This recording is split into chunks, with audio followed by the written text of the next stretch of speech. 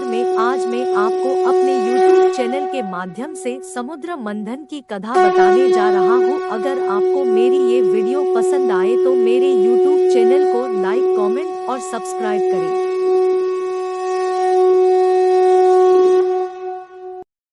एक बार की बात है, शिवजी के दर्शनों के लिए दुर्वासा ऋषि अपने शिष्यों के साथ कैलाश जा रहे थे। मार्ग में उन्हें देवराज इंद्र मिले। इंद्र ने दुर्वासा ऋषि और उनके शिष्यों को भक्तिपूर्वक प्रणाम किया। तब दुर्वासा ने इंद्र को आशीर्वाद देकर विष्णु भगवान का पारिजात पुष्प प्रदान किया। इंद्रासन के गर्भ में चूर इंद्र ने उस पुष्प को अपने ऐरावत हाथी के मस्तक पर रख दिया।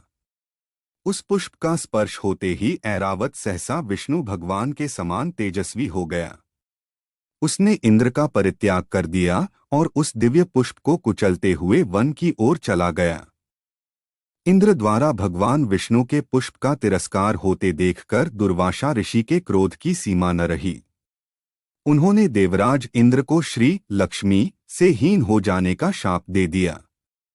दुर्वासा मुनि के शाप के फलस्वरूप लक्ष्मी उसी क्षण स्वर्गलोक को छोड़कर अदृश्य हो गईं।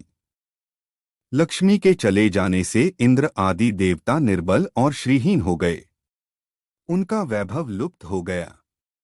इंद्र को बलहीन जानकर दैत्यों ने स्वर्ग पर आक्रमण कर दिया और देवगण को पराजित करके स्वर्ग के राज्य पर अपनी परचम फहरा दिया। तब इंद्र देवगुरु बृहस्पति और अन्य देवताओं के साथ ब्रह्मा जी की सभा में उपस्थित हुए।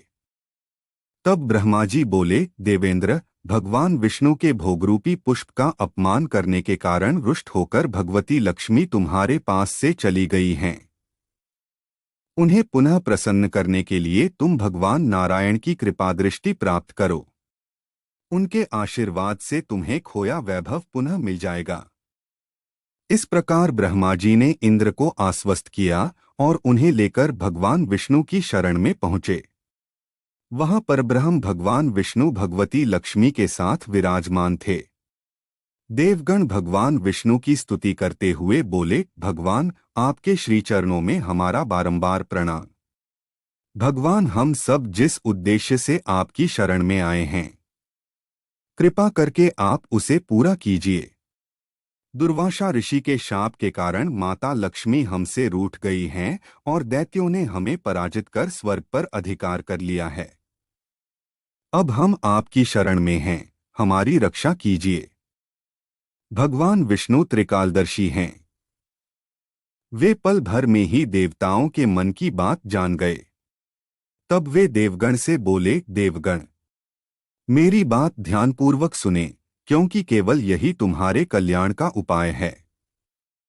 दैत्यों पर इस समय काल की विशेष कृपा है, इसलिए जब तक तुम्हारे उत्कर्ष और दैत्यों के पतन का समय नहीं आता, तब तक तुम उनसे संधि कर लो। क्षीरसागर के गर्भ में अनेक दिव्य पदार्थों के साथ साथ अमृत भी छिपा है। उसे पीने वाले के सामने मृत्यु भी पराजित हो जाती है। इसके लिए तुम्हें समुद्र मंथन करना होगा। यह कार्य अत्यंत दुष्कर है, अतः इस कार्य में दैत्यों से सहायता लो। कूटनीति भी यही कहती है कि आवश्यकता पड़ने पर शत्रुओं को भी मित्र बना लेना चाहिए। तत्पश्चात अमृत पीकर अमर हो जाओ, तब दुष्ट दैत्य भी तुम्हारा अहित नहीं कर सकेंगे। देवगण वे जो शर्त रखें उसे स्वाकीर कर लें। यह बात याद रखें कि शांति से सभी कार्य बन जाते हैं, क्रोध करने से कुछ नहीं होता।